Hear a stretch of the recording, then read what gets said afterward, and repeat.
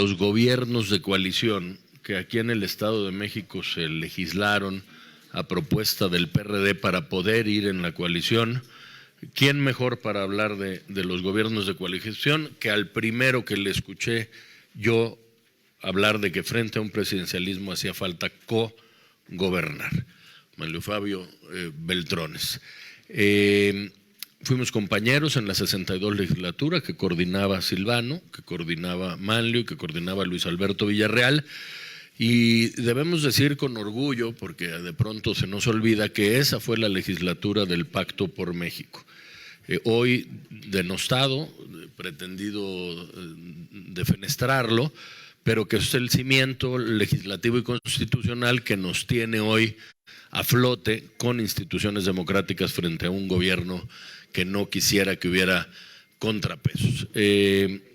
Me parece que la presencia de Manlio no requiere mayor presentación. Ha sido el líder de la Cámara de Diputados, ha sido el líder del Senado y ha sido un político con convicción, aún cuando su partido estuvo en el gobierno, de decir que hacía falta cogobernar en este país. Yo te reconozco, Manlio, frente a nuestro grupo parlamentario. Primero, darte el tiempo de venir. Segundo, la apertura de venir a un partido que no siendo el tuyo, siempre ha sido un partido amigo y que hoy preside tu amigo y paisano Jesús Zambrano, pero sobre todo la apertura para que podamos dialogar de lo que debería ser el centro, y con esto concluyo, el centro de el coaligarnos electoralmente. Ahora tenemos una coalición legislativa, pero si vamos juntos de cara al 24, no se entiende que vayamos juntos si no tenemos un para qué ir juntos, y esto es justamente los gobiernos de coalición. Sin mayor preámbulo,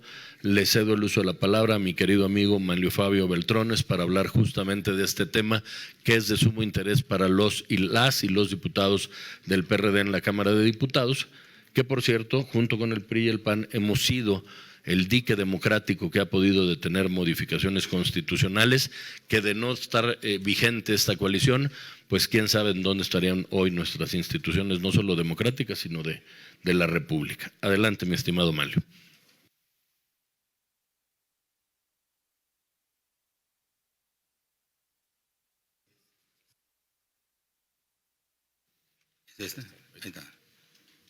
Ahora sí.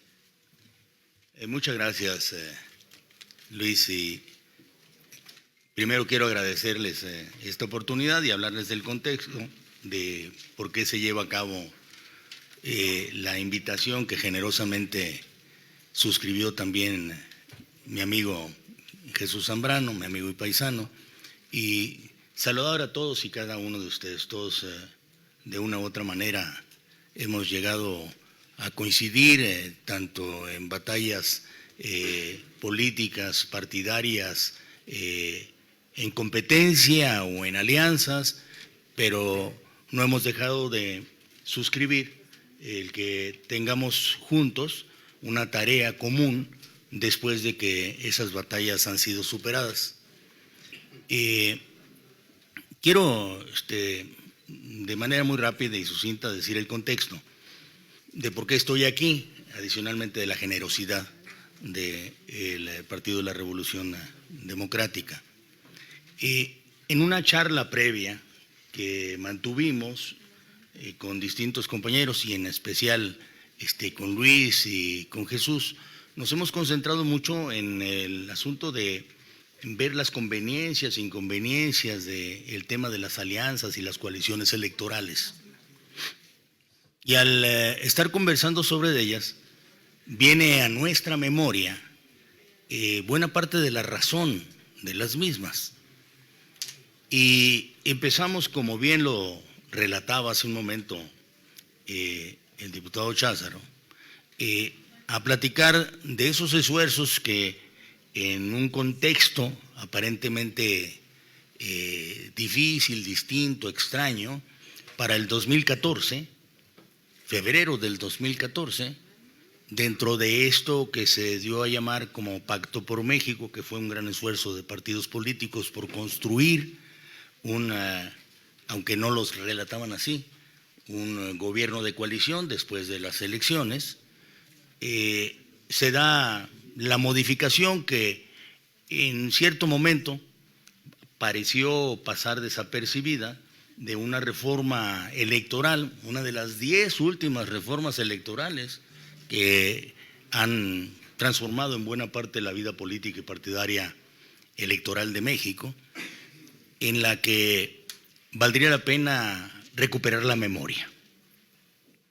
Y esa es la razón en la que el diputado Cházaro me dice, oye, ¿y por qué no le platicamos a tu paisano Jesús y recuperamos con un valioso grupo de legisladores del PRD la misma, aunque ellos la tengan presente? Porque han pasado también por magníficas oportunidades de escribir, como en su momento lo ha hecho y de manera espléndida el senador Miguel Ángel Mancera, sobre lo que puede ser este cambio de régimen y que incluye los mismos gobiernos de coalición, o como lo platicamos con el entonces coordinador, como bien venía a la memoria otra vez, del PRD en Cámara de Diputados en el 2014, que después prefirió irse de gobernador de Michoacán, nuestro amigo Silvano, pero que formó parte de la discusión de esa reforma política más que electoral, porque fue reforma política. Recordemos que ahí, en esta reforma del 2014, previamente, quiero decir, negociada por algunos amigos nuestros, con otros personajes dentro de la política y aprovechando la coyuntura de que se tenía que llevar a cabo reformas de otro tipo, pero quien más insistió en que no se podía, dentro de las reformas que en aquel 2014 deberían de abordarse, no se podía dejar a un lado la reforma política electoral. Y es así como llegó una iniciativa que después fue mejorada como debe de ser cuando participan legisladores que conocen de ello. Y si recuerdan ustedes, pues ahí se vio lo que fue la modernización de nuestro sistema político electoral. Y esa modernización traía temas a veces hasta tabú, la reelección consecutiva, tanto de congresistas como ayuntamientos. También traía la creación de la fiscalía independiente, ¿no? La General de la República. Fue el primer disparo que pergeñaba el acabar con la Procuraduría General de la República y entonces tener una fiscalía que realmente hiciera un trabajo mucho más pulcro.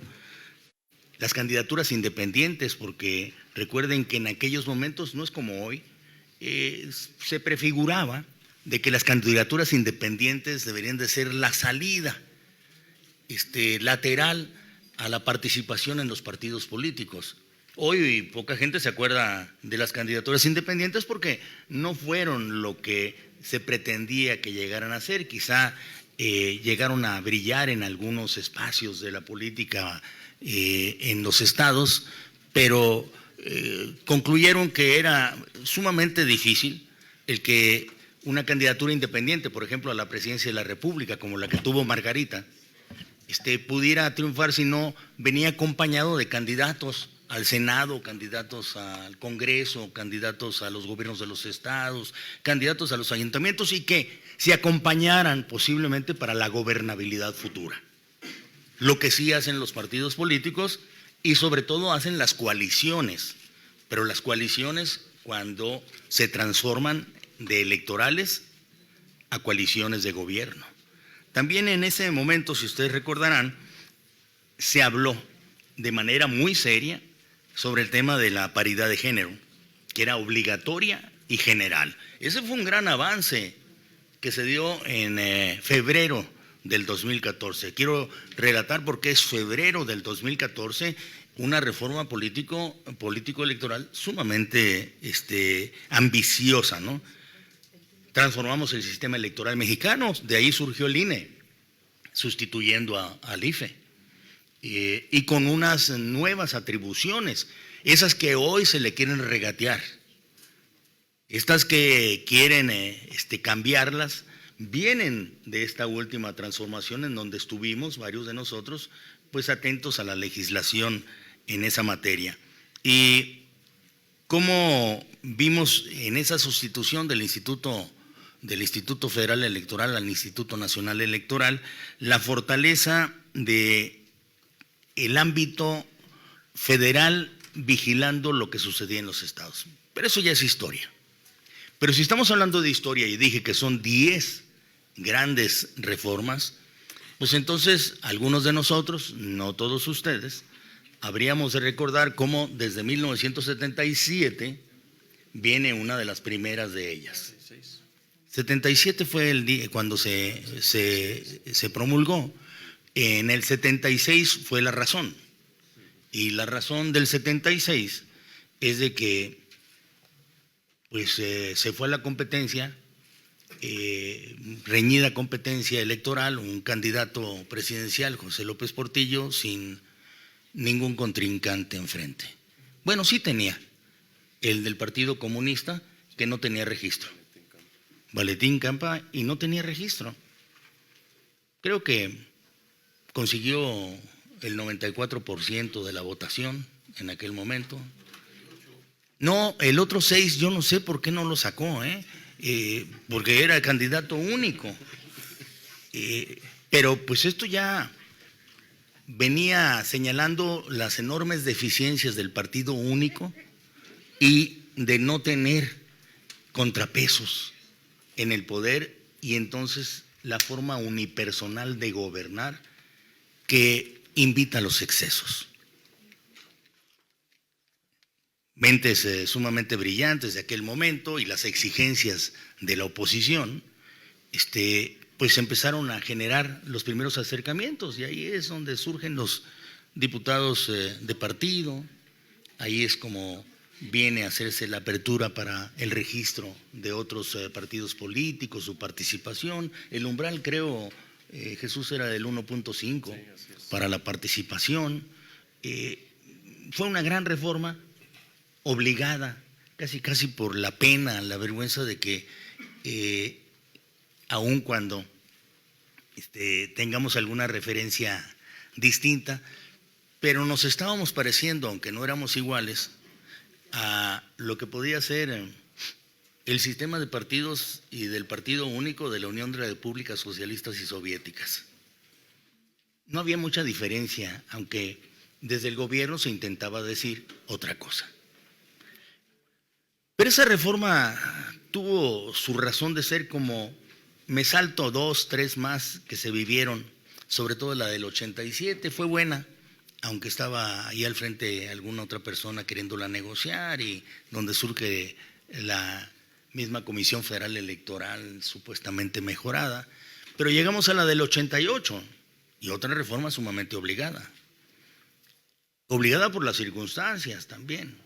Porque si bien es cierto, la del 77 tuvo un presidente de la República electo por el 93 o 94%, como dijimos ahorita, de todos los electores, como candidato único en su momento, no menos cierto es que la del 88, el principal debate es si ese partido que en el 76 había conseguido el 94% de la votación o el 96% de la votación, no podía permanecer así.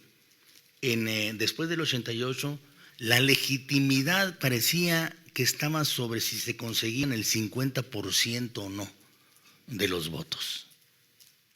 Fue una campaña pues sumamente importante, los resultados enormemente debatidos, todavía los tenemos presentes, y la reforma electoral obligada, completamente obligada. No podía ser que el gobierno siguiese haciendo las elecciones, que el lugar donde se hicieran fuera desde la misma Secretaría de Gobernación como la agencia del gobierno, tanto para la gobernanza como para administrar las elecciones, y que no tuviéramos una vida plena de partidos políticos ni legislaciones avanzadas sobre alianzas electorales. Recordemos que el gran debate es si tuvo o no más del 50% de los votos el entonces candidato Carlos Salinas, pero también venía de que los competidores en ese momento del candidato del PRI no iban en alianza. Era sumamente importante la participación del ingeniero Cárdenas, muy importante la de Cloutier y la de la señora Piedra, que al final de cuentas fueron unidos al combate de lo que fue el resultado electoral, sobre el que todavía se debate, y lo recuerdo perfectamente bien, pero la verdad es que nunca fueron en alianza. Cada quien fue un actor muy importante. La suma de ellos, yo creo que en sí mismo superaba al candidato del PRI, pero no había alianza. Pero ya el combate era por una institución que no fuera del gobierno, sino del Estado mexicano, que pudiera llevar a cabo las elecciones en este país y que fuera una garantía de las mismas. Las demás, creo que ustedes, sobre todo muchos de los que veo con su juventud, pues las han no nada más visto, sino vivido directamente. Pero la razón de poder hablar desde hace más de una década sobre la necesidad de los gobiernos de coalición viene a tener su fundamento en lo que estamos platicando hace un momento.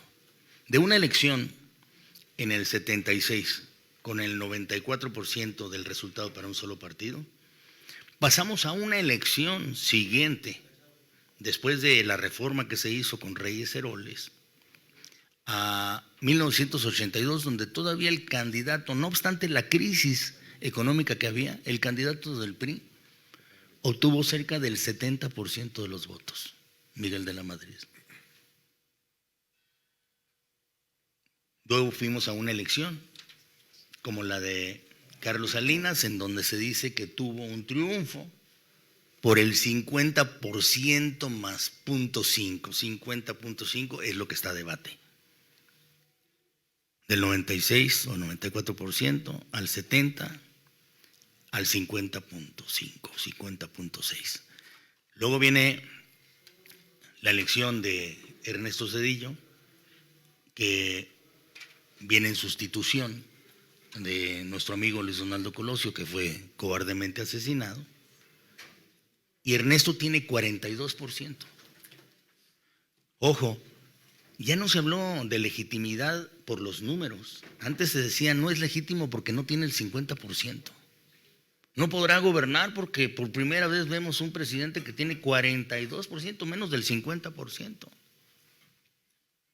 Lo hizo, aunque no sé si bien o mal, yo creo que mal, más mal que bien, pero ahí iba caminando. Y luego vino la siguiente sucesión. Y en esa sucesión gana en el 2000 Vicente Fox. Y Vicente Fox vuelve a repetir el 42%. Un 42% que por lo que venía, ya que era el primer presidente de la República que llegaba de un partido distinto al PRI, pues parecía fiesta, pero el análisis era muy débil, muy ligero. La caída de las votaciones con las que un presidente era electo era siempre constante y a la baja. La gobernabilidad venía sufriendo y mucho. Construir acuerdos cada vez se dificultaba más en el Congreso. Y luego viene pues la hecatombe ahí de la siguiente elección, en donde el candidato triunfador otra vez a debate. Y miren que el debate era bastante subido de tono aquí con Jesús y con algunos otros amigos alrededor del mismo, en el que pues todavía queda como la del 88, en discusión el 35.5 de Felipe Calderón con el 35 de Andrés Manuel López Obrador. Todo el debate era si quién tenía más votos, pero el nuestro, el de muchos de nosotros que veníamos atrás, era cómo rescatar la gobernabilidad ante la caída del sustento que tenían los presidentes de la República. Del 94% en una rápida sucesión de menos de 23 años o 24 años, caíamos al 35.5. Les voy a platicar una anécdota además. En aquel momento, porque ya había surgido del 88, de la elección del 88 al 89, por un acuerdo que tuvimos con el Frente Democrático y en especial con el PRD que surgió posteriormente, que la calificación de la elección ya no fuera como en los Estados Unidos, que andan sufriendo todavía, una calificación política, que ahora fuera en tribunales donde se calificara. El tribunal había calificado ya que el triunfador había sido Felipe Calderón.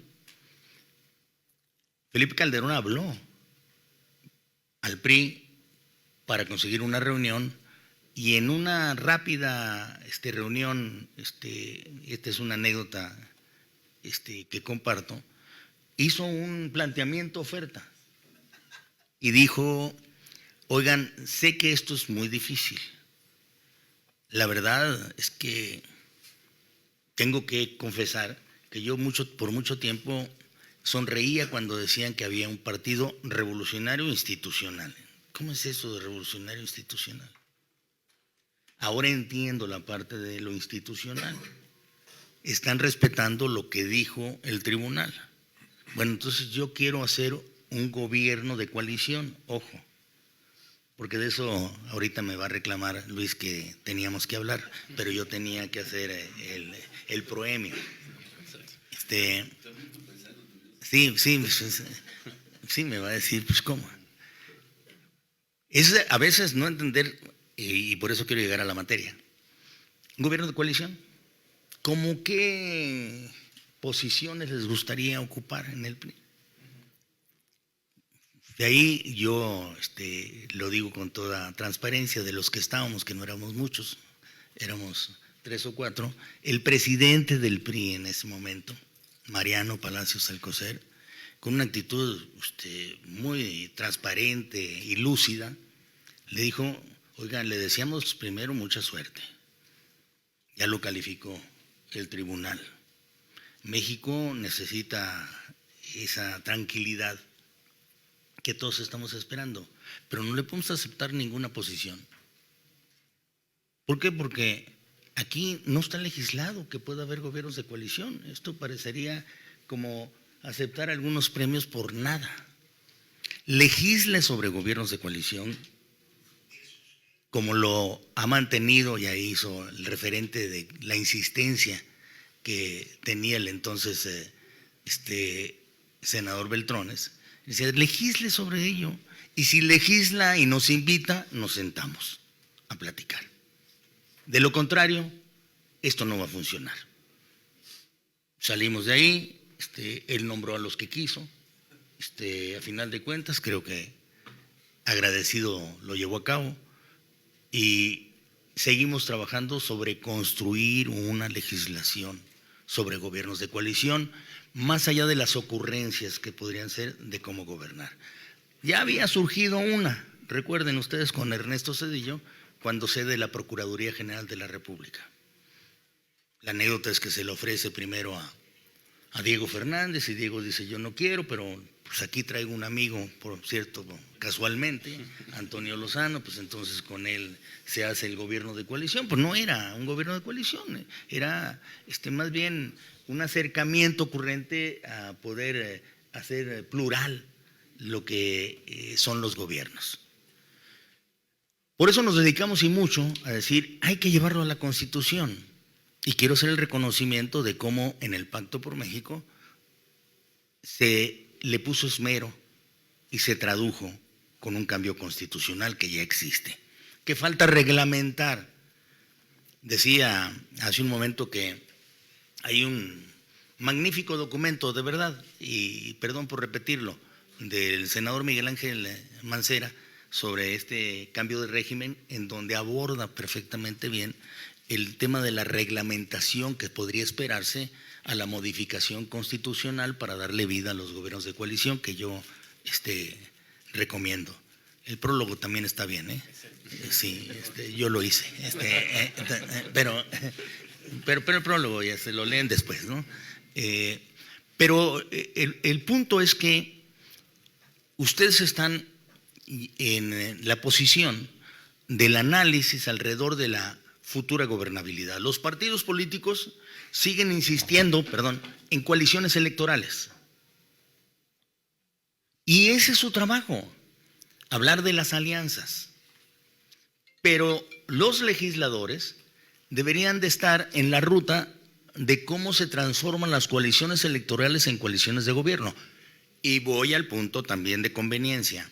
¿Cuántas veces no hemos participado en coaliciones electorales de distinta índole que cuando triunfan y se convierten en gobierno se liquidan y se acaban? Es más, ¿no les parece a ustedes un poco raro, por decirlo suavemente, que una coalición electoral nos lleva mucho tiempo traducirla en el papel de cuáles son los compromisos y termina el día siguiente la elección? O sea, ¿y para qué hicimos el documento de los compromisos o a qué nos comprometemos si el día siguiente terminó la coalición y deja de ser obligatoria? Llegan y se instalan los gobiernos, cuando mucho a veces reparten algo de manera pues muy caprichosa, pero no construyeron un gobierno de coalición. Hay quienes han llegado a pensar que valdría la pena que para que fuera un gobierno de coalición muy estable, no hubiese coaliciones electorales y que entonces la legislación solamente hablase de coaliciones de gobierno y que se conformara con la alianza que se hiciera de los partidos políticos que resultaron ganadores y que sumen más del 50%. Pero eso ya es ir a otro extremo. Creo que valdría la pena dar un paso previo alrededor de ello. Y ese paso previo es el que permitiría en buena parte la convivencia pacífica. Garantizar aquello que en algunos otros momentos hemos repetido. Es la hora de que el que gana no gane todo y el que pierda no pierda todo. Nos quedamos en la elección de 35.5 por 35. Posteriormente de esa elección de Felipe Calderón viene la elección en la que gana el oriundo de estas tierras, Enrique Peña Nieto. ¿Recuerdan ustedes el porcentaje por el que ganó? 31% más 7 del Verde. Hizo 38. Y PRD se quedó con 31. O sea, empatado, ¿eh? Ya desde entonces venía de un 35 a un 31 igual. La diferencia la hizo los 7 puntos del Verde con una campaña no muy verde, ¿no? Que aquella que era de pena de muerte a secuestradores y violadores o alguna cosa de esas, ¿no? No estaba muy verde la campaña, pero fueron 7 puntos. Y esos 7 puntos dieron el 38 de la gobernabilidad y de ahí viene el Pacto por México. Después, a ver, construyamos porque esto está muy débil. La gobernabilidad es muy débil si no la apoya el PRI, si no la apoya el PRD o el PAN. Y entonces se habla del pacto, que es una especie de gobierno de coalición no reglamentado. Ojo, ¿a dónde quiero llegar? Al no estar reglamentado, fue muy inteligente lo que se consiguió, sumamente inteligente lo que se consiguió, hasta que por falta de reglamentación, caprichosamente el gobierno, lo tengo que decir aquí, acordó con un partido distinto el ir a la reforma energética, lo cual hizo que PRD diera un paso para atrás y se saliera. Y después acordó con el otro partido ir a la supuesta reforma fiscal. Y se salió.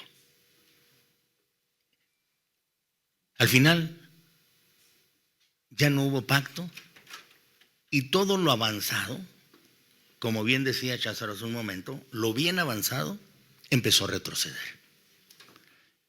Porque se rompió el tema. No es lo mismo un gobierno de coalición que tenga mecanismos de salida. Aquellos que dicen fui a la coalición, pero hoy ya no me conviene y este es el mecanismo de salida ordenado por el cual se acaba la coalición y posiblemente el castigo, una nueva elección o lo que ustedes quieran. A este del rompimiento unilateral y caprichoso. Por eso creo que lo que nos hace falta en el futuro es reglamentar los gobiernos de coalición, donde hemos perdido la ruta y el tiempo en la sorpresa de la elección del 2018. Hubo un partido político que regresó a los 50% de votación. Extraordinariamente a los mismos por una serie de elementos que se sumaron para que eso sucediera, pero entonces estamos nuevamente en los gobiernos o en los presidencialismos unipersonales, porque tiene más del 50% de la votación y porque adicionalmente de tener más del 50% de la votación, su partido político junto con sus llamados aliados también tuvieron el Congreso.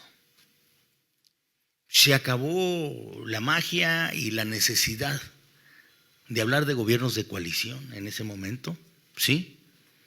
Se acabó la necesidad de seguir construyendo las reglas de gobierno de coalición a futuro, no. Si vemos los números, la normalidad será que en el 2024 otra vez el que gane no gana todo y el que pierda no pierda todo. Y que quizá el partido triunfador, sea cual sea, o la coalición triunfadora, no lo va a hacer con más del 40%. Regresaremos a ese momento y empezaremos a hablar otra vez de la gobernabilidad y de cómo construir la gobernabilidad. Y la pregunta, junto con ella la respuesta, es: ¿y nos vamos a esperar hasta que esto suceda para empezar a construir esas reglas o las vamos a poner sobre la mesa de cómo le vamos a dar paso a la gobernabilidad futura distinta a la de la presidencia unilateral? Hoy el presidente de la República ejerce ese 50%, 52% de la votación. Imagínense, del 31 que traía el PRI con la elección de Peña Nieto más el 7 del Verde, y pasa al 52%. Eso fue una sacudida enorme a la gobernabilidad. Hay como una especie de anestesia en el sistema político que no nos permite ver la realidad. Sostener los 52% de un partido político, pues solamente en donde hay bipartidismos, pero donde hay un pluripartidismo como el nuestro, que es sumamente deseable, esto jamás acontecerá nuevamente. Y por eso tendríamos que prepararnos alrededor de esa legislación secundaria. Termino en esto. Tenemos que buscar un sistema presidencial renovado. No es que nos lleve a un sistema parlamentario, sino un sistema presidencial renovado con ingredientes de carácter parlamentario, que fortalezcan en mucho la legitimidad de las acciones de los gobiernos futuros. Seguir aspirando a que en el futuro, con menos del 50%, algunos con el 35%, se instalen y quieran gobernar al 100% sin pactar con las otras fuerzas políticas, nos va a llevar a un fracaso rotundo. Y sobre todo a políticas públicas unilaterales que no son suficientemente consensuadas con los otros participantes y que están destinadas al fracaso. Porque no podríamos decir ahorita, y qué paradoja, yo estoy convencido que las actuales políticas públicas del jefe del Ejecutivo buscaban o buscan disminuir la pobreza, pero es posible que al término del sexenio exista más y más pobres. Estoy convencidísimo que también estaba buscando reducir la inseguridad, pero lo más probable es que al término del sexenio exista más inseguridad y crimen. Es muy posible de que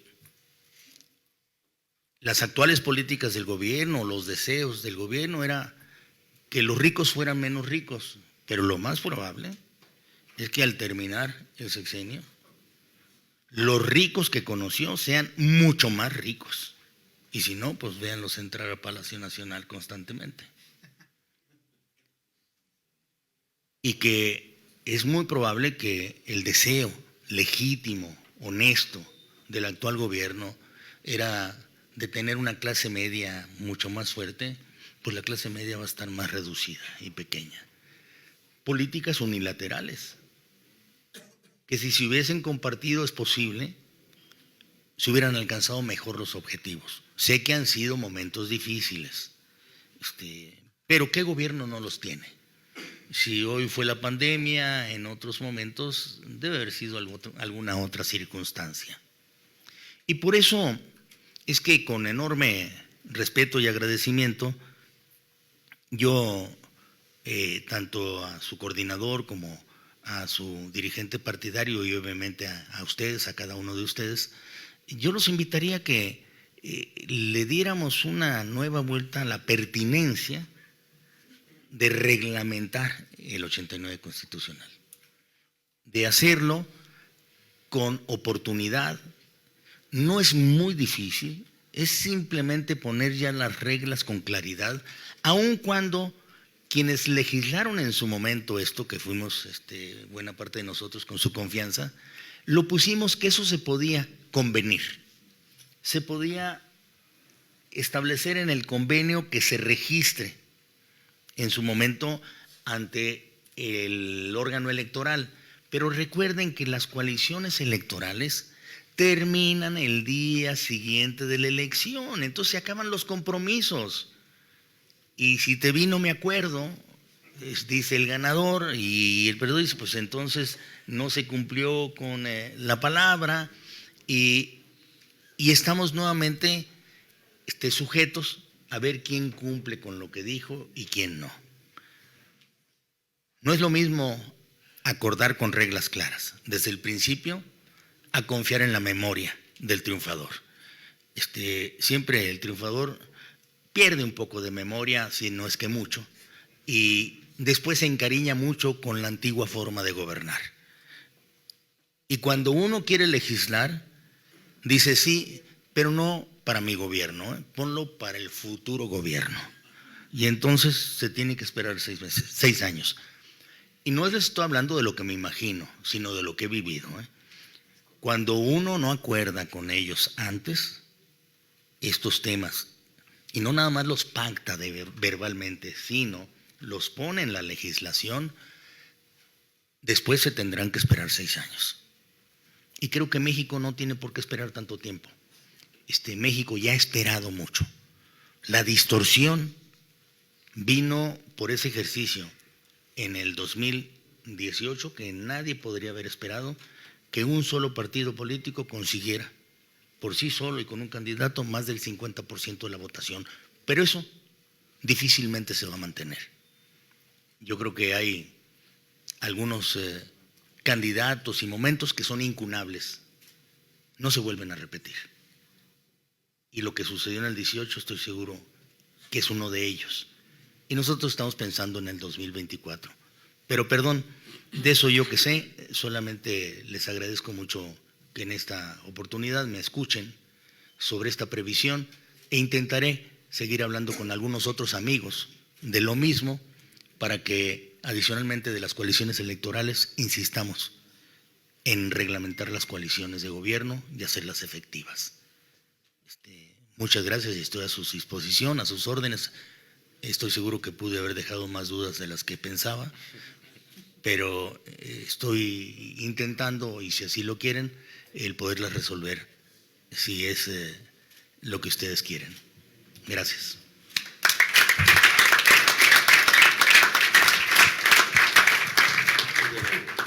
Muchas gracias, Manlio, por la disertación. No sé, senador, si quisieras tú hacer alguna intervención, y si no, pues pasaríamos a una ronda de preguntas de los diputados y las diputadas y los senadores. No sé, Miguel, si quisieras tú complementar.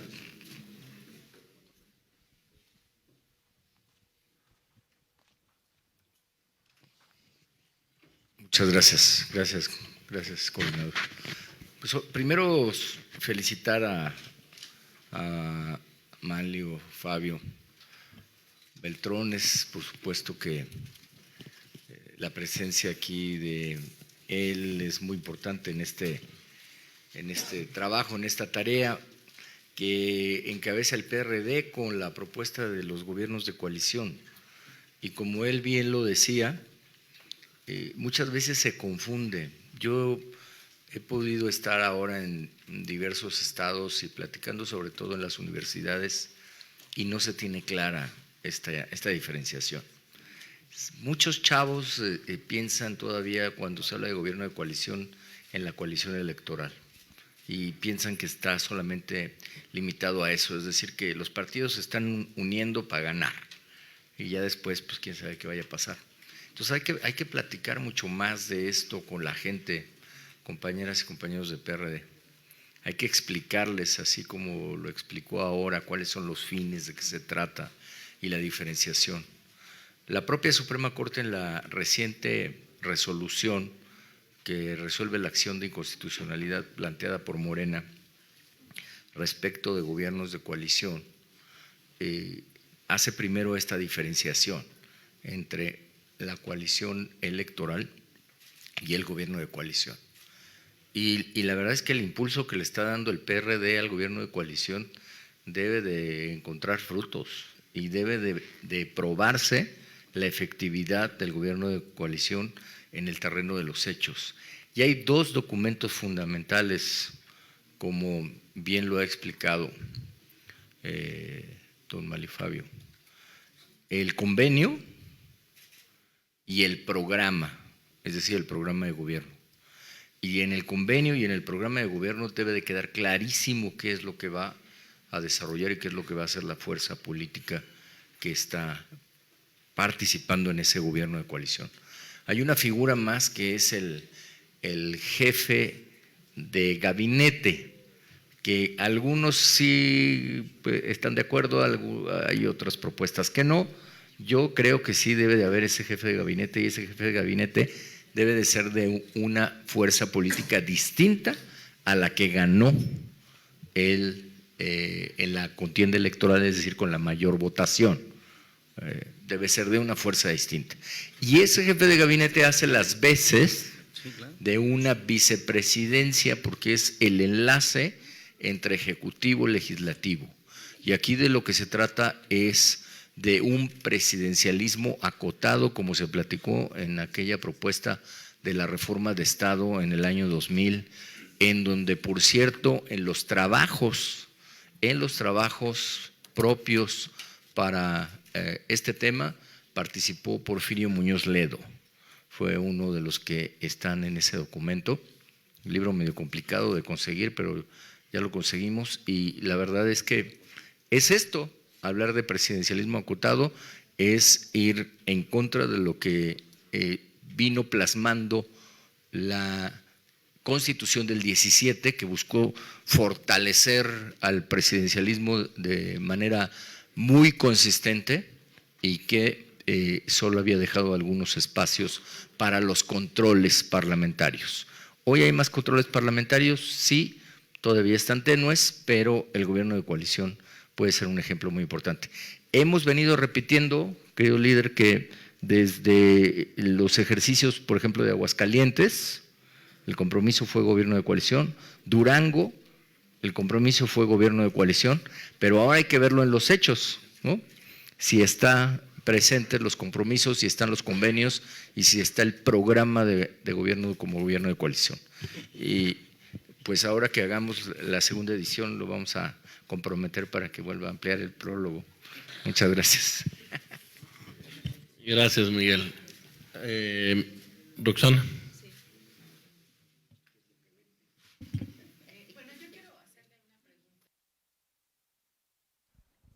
Si bien es cierto, falta legislar la ley reglamentaria, creo que no hay los números suficientes para sacarla en esta legislatura. Sin embargo, ahorita se está discutiendo la reforma electoral. ¿Hasta dónde da el alcance de poder integrar algo de gobiernos de coalición y cuál sería el mecanismo en esta lógica? Gracias. Roxana, no sería una reforma electoral. Esta no es una reforma electoral, se puede hacer en cualquier momento.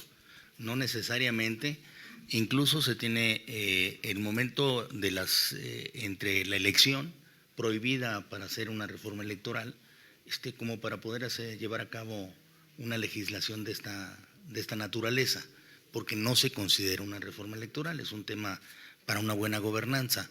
Y ahorita recordaba, y aprovecho la pregunta, Roxana, hay estas combinaciones de sistemas presidenciales con algunos elementos parlamentarios, como en Argentina, y lo recordábamos el presidente PRD, Jesús Zambrano, y yo, hay jefes de gabinete, lo que mencionaba Miguel Ángel Mancera.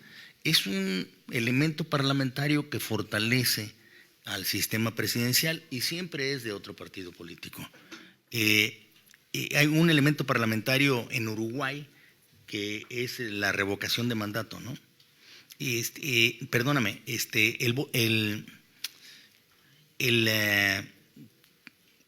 la censura, el voto de censura.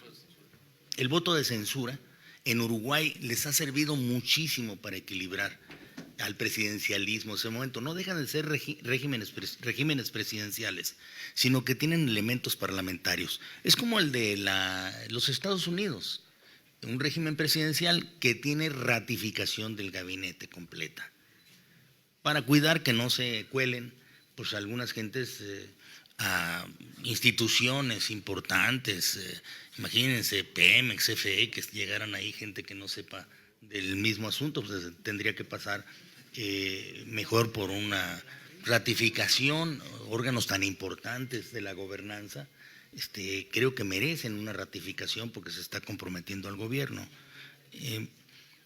Ahorita que estaban hablando de cómo el convenio puede resolver cosas, tuve oportunidad apenas hace unos días de saludar a un buen amigo en un evento ahí académico. Era académico de mi nieta. Entonces, él tenía ahí, creo que a su hijo, yo fui a verla, a mi nieta, y este alcalde del PRD, le dije, ¿cómo te está yendo? Pues ustedes fueron en alianza. Y me dice, hijo, qué difícil fue el negociar la composición de mis colaboradores con los aliados, porque no hay reglas. Esto fue, pues, al bote pronto, a portagallola, como decíamos hace un momento, aquellos aficionados a la fiesta brava. Y tuvieron que hacerlo. Me salió bien, me dijo, afortunadamente, pero hace falta la regla. Y por eso no tenemos por qué esperar a que sucedan las elecciones sin pactar esas reglas. Aquí me recuerda el diputado Cházaro, ya en el Estado de México y en Coahuila, en donde hay coaliciones electorales, se legisló alrededor de gobiernos de coalición. Ahora no recuerdo bien, presidente, si se legisló también en materia secundaria como para poder ya llegar a la parte reglamentaria de cómo establecer ese mecanismo de la cogobernabilidad en el futuro. Pero en fin, por lo menos confío en que se haga un buen convenio y el convenio implique que en su registro lo vuelva obligatorio.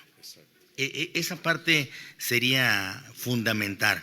Y nosotros le metimos, por ejemplo, en febrero del 14, y creo que alguna vez lo platiqué con mi paisano, la ratificación obligada del secretario de Hacienda, del secretario de Relaciones Exteriores, en la Constitución, aunque no hubiese gobiernos de coalición. Pero lo hicimos como aquel pelao que vino a la Ciudad de México y fue con su compadre y le dijo a su compadre, presidente municipal: oiga, pues voy a la Ciudad de México, ¿no me da usted un permiso para portar armas? Le dijo: compadre, pues un permiso, porque está muy insegura la ciudad. Dijo: pues bueno, pues el presidente municipal allá de Papasquiaro, entonces, le dijo: sí, cómo no, compadre, a ver, autorizo a mi compadre Simón López a que porte. ¿Qué arma trae, compadre? No, pues una 45. Ah, una 45, ¿súper o no? Sí, súper. Y firma el presidente municipal. Lo agarró todavía su compadre y lo vio así como diciendo: oiga, ¿y esto sirve, compadre? Le dije: pues cómo no va a servir, se lo firmó el presidente municipal. Agarró el camión, vino a la Ciudad de México y en cuanto bajó en la Ciudad de México, un policía de la Guardia Nacional, lo que sea, le vio el bulto acá y le dijo: ¿a dónde va usted, amigo? Le dijo: pues aquí vengo de compras a la Ciudad de México. ¿Y qué trae ahí? Le dijo: en ese bulto. Le dijo: pues a ver, ¿qué? Trae usted una pistola, ¿verdad? Le dijo: mire, tengo el permiso de mi compadre para portar armas, ¿eh? Entonces lo agarró el policía y le dijo: pues esto vale madre. Le dijo: pues ¿cómo? Dijo: ya me lo imaginaba, me dijo, que eran mentiras de mi compadre, por eso nomás me traje la cartuchera, ¿eh? Bueno, ya me imaginaba yo que en lo de gobiernos de coalición no iban a reglamentarlos y por eso le metimos la ratificación en la Constitución, tanto para el secretario de Hacienda como para el secretario de Relaciones Exteriores. Pero en un gobierno verdadero de coalición debe de ir todo, e incluso los organismos descentralizados e importantes de la economía de México. Huacús y luego Zambrano, por favor. Gracias, coordinador. Pues primero que nada agradecerte, licenciado Manio Fabio, diputado Huacús de Michoacán. Dos preguntas en particular, una que tiene que ver con el tema electoral y el otro con el tema de gobiernos de coalición. La primera es respecto a la competencia que tenemos enseguida el siguiente año, 2024, ¿cuál sería de acuerdo a tu experiencia, cuáles serían los criterios que debiese considerar la alianza para que seamos competitivos ante un candidato o candidata, al igual que el tema de los congresos, tanto de la Unión como de la Cámara de Senadores? Y segundo, respecto a la integración de los gobiernos de coalición, ¿qué papel deberían jugar los relevos generacionales en la integración de este gabinete? Sí. Gracias. Rápidamente, así como la pregunta, en sí misma la coalición ya se vuelve competitiva, mucho más que un partido político en solitario. Y creo que eso lo traen ustedes muy bien estudiado. Ahora falta que los que van en la representación de cada una de las candidaturas sean lo suficientemente ágiles y hábiles como para programarse en la competencia con los adversarios y que los partidos lo acompañen. Yo siempre he creído pero no sucede cotidianamente, que a la competencia tenemos que ir cada quien con nuestro logotipo y no escondidos en un solo logotipo mezclado. Como que la izquierda, ustedes, no puede perder su aroma, combinada electoralmente con algunas otras fuerzas, así sean del PRI o del PAN. ¿Por qué? Porque son toda una opción. la izquierda. Recordemos la última elección si la quieren en Francia, o la última elección en Colombia, o la última elección en Chile, que gana la izquierda. La izquierda que compite no llega más que al 30%. La suma de las izquierdas le dan en la segunda vuelta el 50%. Esto porque donde existen segundas vueltas. Pero a mí me gustaría mucho verlos siempre con su logotipo y que se sumen los votos en una coalición o una candidatura común. Ya ven que hay diferencias en los estados y las coaliciones o las candidaturas comunes llevan su propio logotipo. Me gusta mucho que conserven su personalidad y que conserven su esencia y que no se vaya a fundir en un solo logotipo, porque vamos aliados, pero dijeron ustedes, no somos iguales. Es un punto que se tiene que conservar en un pluripartidismo. Yo diría que eso nos haría más competitivos. A veces la gente se resiste a votar por algún otro partido político, no obstante que las coaliciones sean muy buenas. Y las coaliciones necesariamente, además de la reglamentación, pues tienen que fundirse con lo que son los nuevos integrantes de las fuerzas políticas. Deben de ir modernizándose y entendiendo que la antigua forma de gobernar ya se debe de ir, aun cuando algunos la mantengan con aliento pues artificial, como algunos gobiernos actuales. Pero que esas nuevas generaciones deben de tener opción.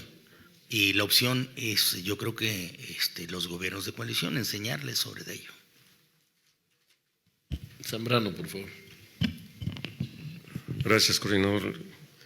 Querido paisano, felicidades por tu ponencia y los comentarios, desde luego. Una pregunta y un comentario adicional que a lo mejor provoca otro comentario de tu parte.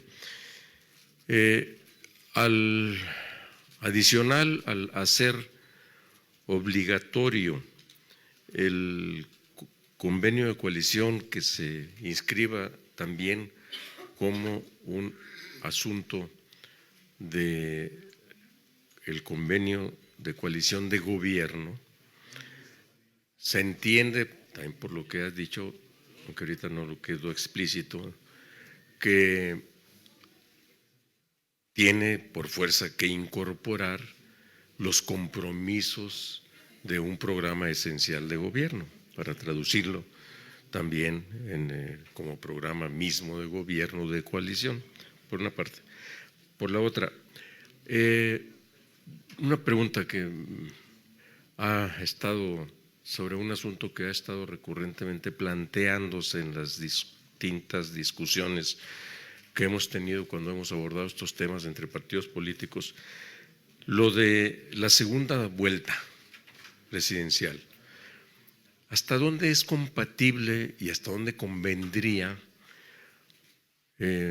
una figura de segunda vuelta presidencial, pero hasta dónde es compatible con lo de gobierno de coalición?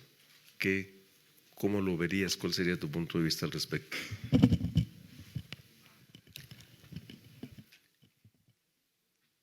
Estoy, pero mega convencido de que Jesús, mi paisano, siempre va a la sustancia.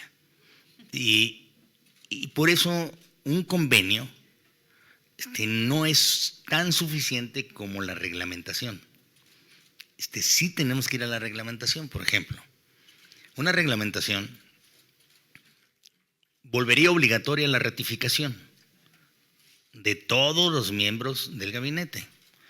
Pero eso no quiere decir que sea un reparto entre unos y otros.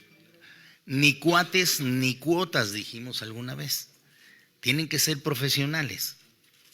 Porque si llegamos solamente al cuoteo, se echa a perder el asunto. Por eso la reglamentación debería de decir que el presidente de la República o el gobernante en turno tiene el derecho, tiene la obligación de poner a consideración del Congreso la ratificación de los miembros. Si alguno de ellos no es admitido y no es calificado, deberá de proponer a otro.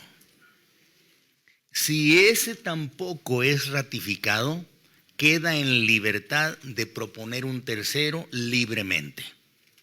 Porque si no, se vuelve un secuestro para el gobernante en turno. Y le tenemos que dar esa facilidad al Ejecutivo. Recordemos que debe ser un presidencialismo con algunos ingredientes de carácter parlamentario. Y también, como bien dice don Jesús Zambrano, la segunda vuelta electoral siempre la ha buscado el Partido Acción Nacional. Yo he sido enemigo de la segunda vuelta electoral. Yo creo más en las coaliciones de gobierno que nos obligan a hacer un ejercicio político. Porque si no, se maquillan los resultados. Una segunda vuelta electoral maquilla. Vean el fracaso de las segundas vueltas electorales, sobre todo en algunos de nuestros países hermanos de Latinoamérica. Si los van revisando, Petros, por ejemplo, que va bien, está bien, pero va endeble, ¿eh? Va con el 50.3 en una segunda vuelta.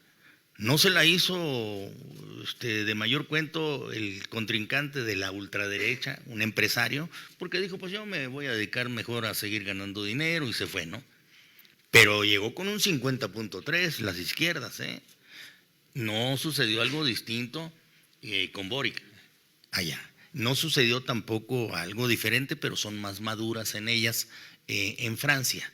Pero llegan siempre en el borde, en las segundas vueltas electorales, y nunca llegan con el Congreso, porque son distintos. El Congreso queda dividido y en la segunda vuelta electoral logras un presidente con el 50% o el 55% para acabar las discusiones.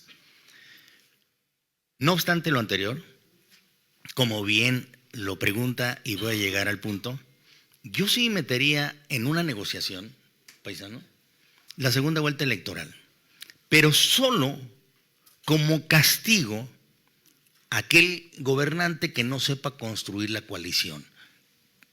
¿Qué quiero decir con ello?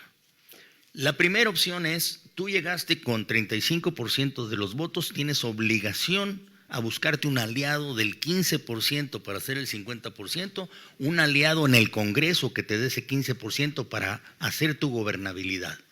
Si eres incapaz de conseguir un aliado, vámonos a la segunda vuelta electoral y ahí lo resolvemos.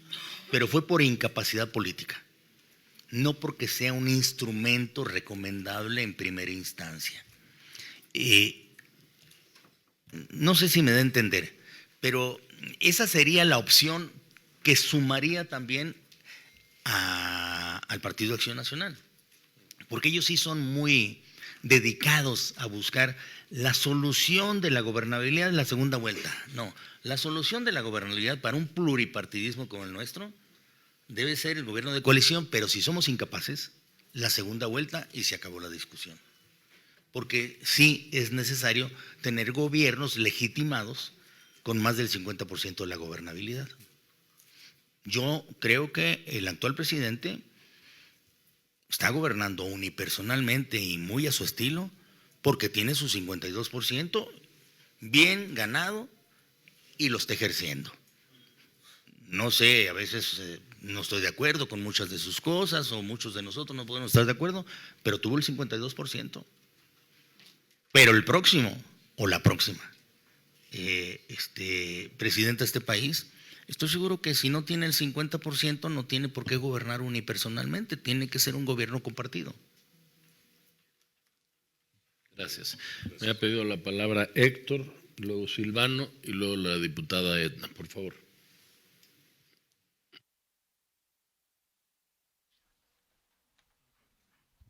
Muchas gracias. Primero, pues, agradecer la ponencia. Es un placer escucharlo. Segundo, si bien es cierto que muchos hemos visto en los gobiernos de coalición el anhelo de que pues, las cosas al final del día cambien para bien, o que compartamos la responsabilidad en la conducción del gobierno y la gobernabilidad, También es cierto que como partidos nos enfrentamos a un problema, y hace rato lo comentaba. Mi pregunta es, ¿cómo ir a una coalición o cómo ir a un gobierno de coalición y no perecer en el intento? Porque este problema lo presentan, creo que cualquier partido político que va a una contienda electoral y que ve en alianza. Regularmente el candidato, si es del PRI, pues al final ve por los votos del PRI, y entonces en Hidalgo nos pasó, donde veníamos, por ejemplo, como PRD arriba de la media nacional como partido, y en la elección anterior, pues anunciamos un gobierno de coalición, aun cuando no está reglamentado, pero esa fue, digamos, la oferta o el planteamiento a la ciudadanía. Pero resulta que perdemos el registro, algo que pues no había ocurrido nunca en la historia del PRD. Y entonces, ¿cómo el programa lo vas conformando de tal manera pues que no pierdas lo que usted decía, la esencia? Porque nosotros vamos a ir a un gobierno de coalición y me parece que, por ejemplo, temas como el matrimonio igualitario, como la interrupción legal del embarazo, como el tema de la legalización de la marihuana, pues son como temas tabúes cuando empiezas con el tema, hablar de temas de coalición. Bueno, hasta incluso el planteamiento económico que pudieras hacer es completamente distinto a lo mejor del que pudiera ver el PAN, ¿no? El tema de la segunda vuelta, por ejemplo, pues el PRI dice, pues no, y el PAN sí. Es decir, ¿cómo no pierdes esencia? Pero al final pues te vuelves atractivo como un sistema de gobierno para atender todas las necesidades que hay en el país, ¿no? ¿Cómo pudiéramos jugar con eso? Porque incluso le pasa a los aliados de Morena. Por ejemplo, hoy el PT y el Verde pues le chupan todos los votos Morena, ¿no? Entonces, ¿cómo ir a eso, pues? Y cómo mantenernos firmes en la coalición. Gracias. Silvano, por favor. Gracias.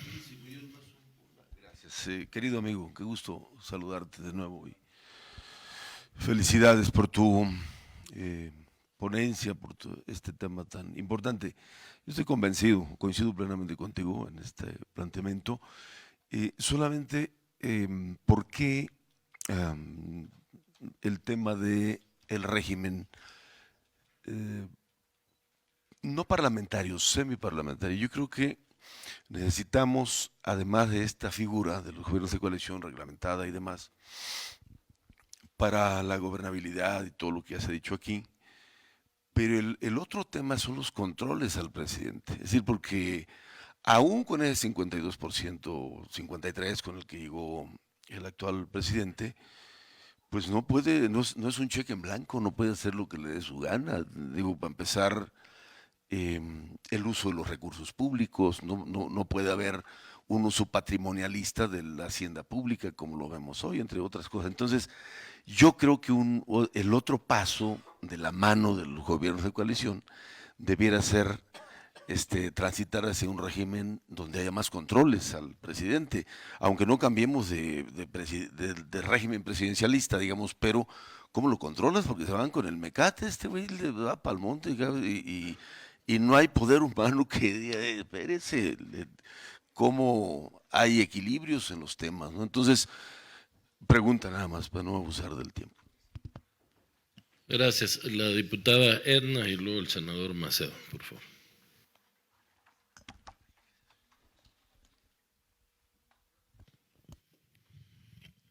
Gracias, coordinador. Igual agradecerle.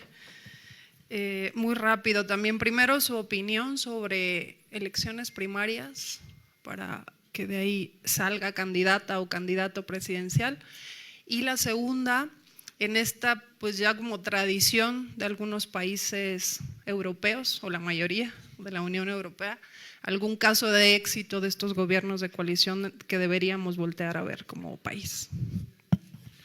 Gracias, Edna. Omar, y concluimos. Agradecer primeramente su visita, licenciado Manlio Fabio Beltrones, a este lugar. la organización, desde luego a cargo del Partido de la Revolución Democrática. Y bueno, brevemente, tanto usted, licenciado Manlio Fabio, como el ingeniero Silvano Aureoles, nuestro querido coordinador Miguel Ángel Mancera, han tenido a su cargo los gobiernos estatales y en el caso de la Ciudad de México, que es complejo y sumamente complicado.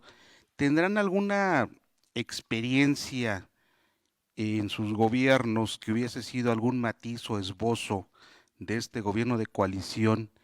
Y en su caso, si se intentó y hubo resistencia del partido al que pertenecen, y obviamente que haya generado esta situación, porque mencionaban hace ratito en la ponencia y en los comentarios, pues que a veces la cuestión política impide la transición a que se dé un gobierno de coalición. Entonces, concretamente, si en su experiencia al frente de estos gobiernos se intentó o si se llevó al cabo esta situación no regulada, no reglamentada, pero que sí sentó un antecedente para lo que hoy se está comentando.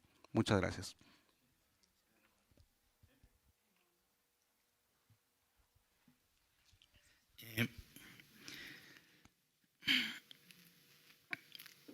Héctor lo toca y muy bien, y yo quisiera solamente insistir en esa parte de la esencia, y hay que buscarla sin perder la presencia.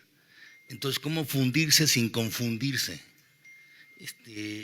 Porque las alianzas electorales nos funden, pero a veces nos llegan a confundir y terminamos un poco decepcionados de lo que sucedió. Este tema de Hidalgo podría ser ejemplar. Por eso hablo yo de la esencia y por eso hablo yo del logotipo y que no se pierda nunca en estas coaliciones en donde pues vamos ahí un poco, como dijeran en el pueblo, no revueltos sino revolvidos, ¿no? Y teníamos que conservarnos porque estas alianzas electorales o coaliciones no van a ser para siempre. Son circunstanciales y son benéficas o esenciales también por el momento que se está viviendo. ¿Cuántas veces PRD, con su fortaleza mayor que el mismo Partido Acción Nacional, no hizo su presencia en coaliciones para bajar en buen momento la fortaleza autoritaria o unipersonal del partido en el gobierno, que era el PRI? Pero lo hizo con todo el interés de volver a la normalidad de este momento, ¿no? Sacarlo de lo que puede ser un movimiento extraordinario como el que está sucediendo, el que le dio 52%. Fue completamente extraordinario, incluso con un buen empuje por parte de ustedes de la izquierda a lo que está sucediendo, que se puede llamar izquierda, pero no es tan auténtica como ustedes lo representaron, ¿no? Hay un collage que sucedió. Vivir el momento sin perder la oportunidad ni tampoco la personalidad. Y pues de eso se trata los convenios, porque en los convenios y en las coaliciones ustedes tienen que conceder y ceder. Hay temas que cuando se va en coalición deben de dejarse un margen de la discusión.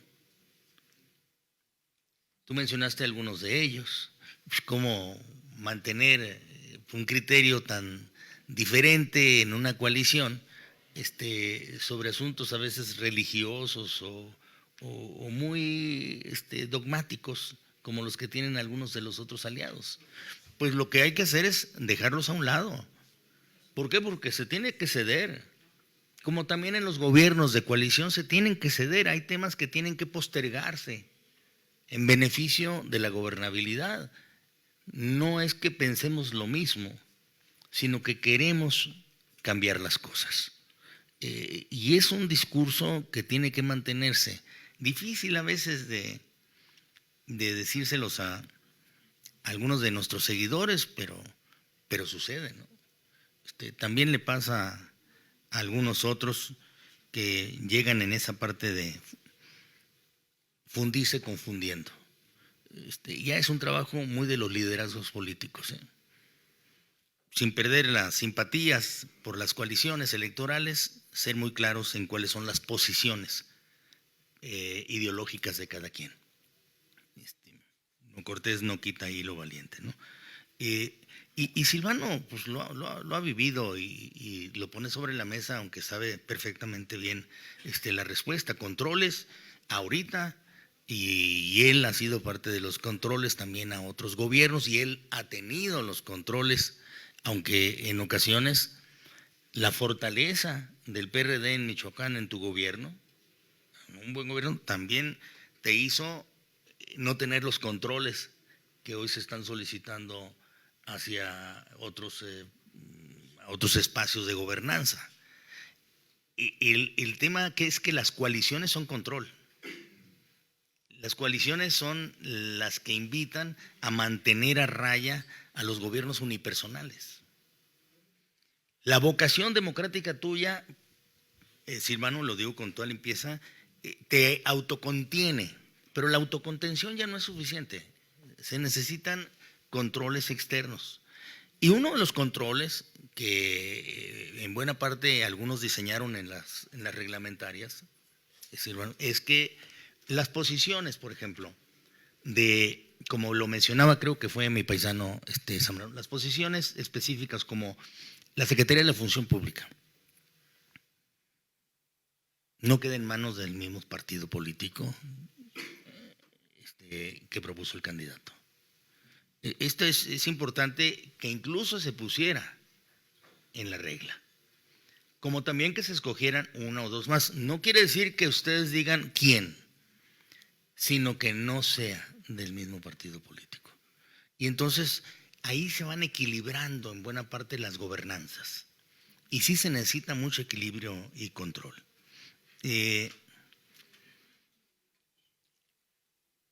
Elecciones primarias. No hay demócrata o aspirante a demócrata que no sostenga elecciones primarias.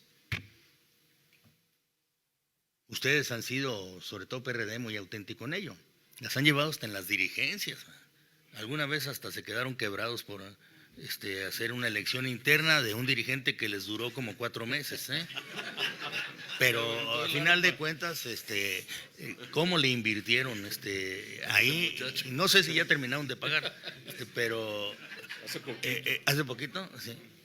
Pero y es un buen amigo, además yo lo quiero entrañablemente.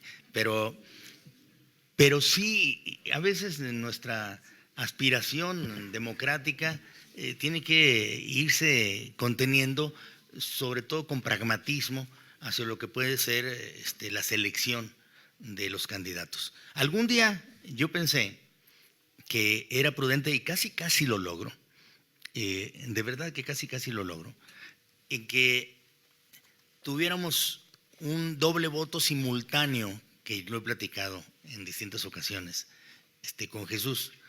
¿Cómo hacemos las elecciones constitucionales como una primaria? Imagínate, diputado, que todos los partidos políticos pudieran tener hasta 3 candidatos a un puesto de elección popular. Todos. Nos vamos a la constitucional. Se acumulan los votos de cada uno de ellos. Gana el partido político que más votos sumó. Gobierna aquel que del partido que más votos sumó tuvo más votos. A ver, no es un balotaje, o sea, como la segunda vuelta electoral, no. Pero sí tiene un origen en Europa que era la ley de lemas. Y esa ley de lemas le dio paz y tranquilidad por mucho tiempo a Uruguay. Y también la intentaron en algunas regiones de Argentina. No como lo estoy platicando, lo estoy adaptando. Pero yo creo que eso, insisto, la primaria dentro de una constitucional es aspiracional. Estoy respondiendo en lo que a mí me gustaría y sería posible. Se acabarían muchos problemas, pues, no sé cuántos candidatos presidentes municipales a veces tienen en cada lugar, o cuántos candidatos a gobernadores no tienen, una primaria para ver quién es. Pues ¿por qué no lo resolvemos en una constitucional en donde lleven ustedes a los 2 o 3 candidatos? Como cualquier otro partido político, ¿eh? Te resuelve hasta las presidenciales. Es una ilusión que en su momento lo puse sobre la mesa, pero parece un poco complejo para llevarlo a cabo. Pero primarias significan recursos, muchos recursos. Y yo creo que PRD lo hizo, es el único que se ha atrevido a hacerlo bien, con el INE de por medio, el IFE en ese momento, y lo hizo muy bien, y después pues tuvo que pagar, ¿no? Pero bueno, eso no venía incluido en el paquete, ¿no? Sí, no venía incluido ahí, ¿no? Pero salud, ya terminó, Rosana. No, y mencionabas alguna otra cosa, diputada, que es casos de éxito. No, pues los tienes a la vista, los casos de gobiernos de coalición, no exactamente como los estamos planteando. Lo nuestro es un planteamiento muy parecido, pero no es igual.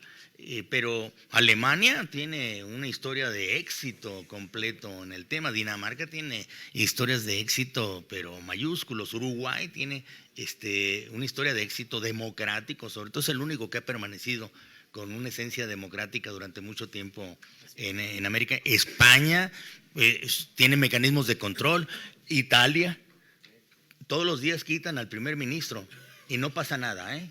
¿Por qué? Porque tienen los acuerdos o las leyes o la parte reglamentaria muy bien definida. La verdad ni lo extrañan, ¿eh? Ni lo extrañan al primer ministro. De verdad que lo quitan cada 4 meses, cada 6 meses. Dice, ¿y ahora quién está? Pues no pasó nada, ¿no? ¿Por qué? Porque lo tienen muy bien reglamentado. Son sistemas semiparlamentarios porque también tienen presidente, en algunos de ellos. Semiparlamentario Francia incluso también. Bueno, hay muchas historias de éxito. No tenemos por qué repetir sus procedimientos, porque pues algún día yo le dije a algún presidente español, amigo, dije, a ver, explícame cómo es esto de que tienen ustedes una monarquía democrática. Y se me quedó viendo y me dijo, pues tienes razón, mijo. Pero ¿sabes qué, Manlio? Me dijo, funciona. Me quedé completamente callado y tiene razón, Felipe.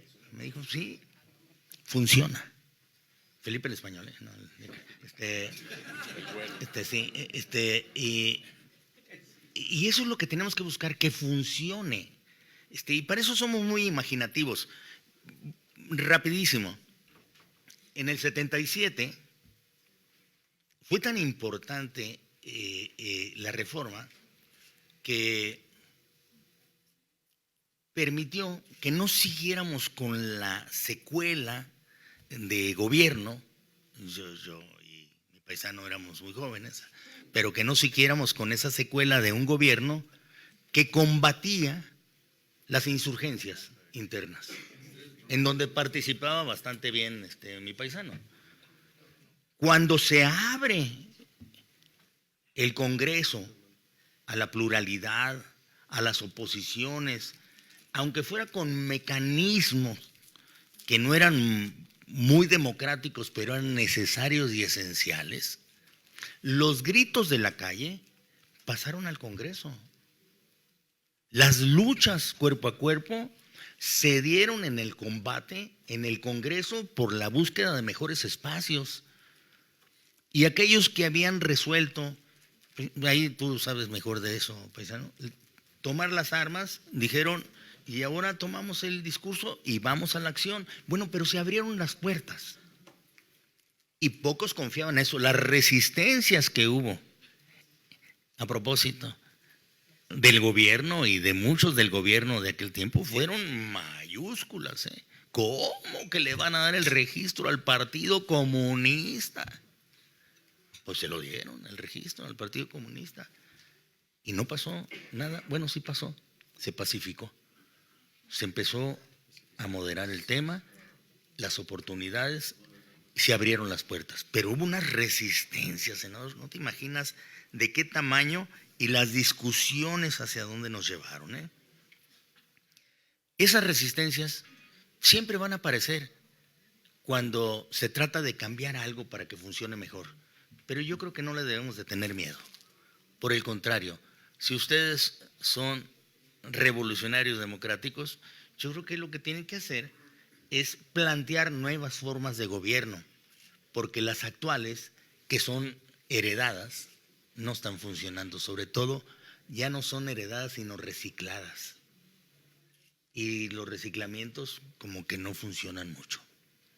Pero insisto, yo de eso que sé. Muchas gracias, mi querido coordinador, por la oportunidad. Gracias, Jesús. Muchas gracias a ti, Manlio. Vamos a darle un aplauso muy fuerte para despedirlo. Gracias.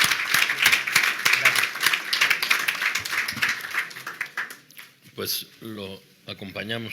Gracias, muy amable. Gracias a todos, a todas ustedes.